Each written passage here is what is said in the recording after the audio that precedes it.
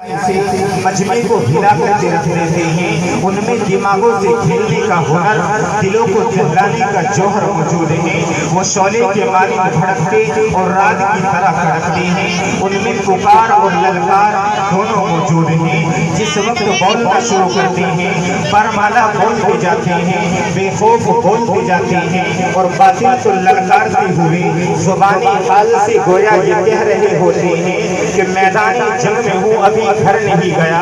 میدان جنگ میں ہوں ابھی گھر نہیں گیا، ہار تو گیا ہوں مگر مر نہیں گیا۔ ارے دشمن کی جیت جانے کا صدمہ نہیں مجھے، افسوس تو یہ ہے کہ میدان میں میرا سر نہیں گیا۔ یقیناً آپ حضرات سوچ رہے ہوں گے کہ آخر وہ مقرر کہاں پر چھپا ہوا ہے۔ اب میں چاہوں گا کہ خطیب ذیشان مقرر شعلے بیان حضرت مولانا محمد خالد صاحب ثمرگارڈن بہت ہی ادب و احترام کے ساتھ حضرت سے گزارش کروں گا کرسی خطابت پر جلوہ فروز ہو کر اپنی شعلہ بار خطابت سے تمام سامعین کو نوازیں کہ کمند چاند ستاروں پہ ڈال سکتا ہوں، کمند چاند ستاروں پہ ڈال سکتا ہوں، اور سمندروں کو تہوں تک ڈھال سکتا ہوں، اور میرے وجود کو اینچوں سے ناپنے والوں میں محمد کا وہ غلام ہوں، پہاڑ کا جگر چیر کر کے دریا میں نکال سکتا ہوں۔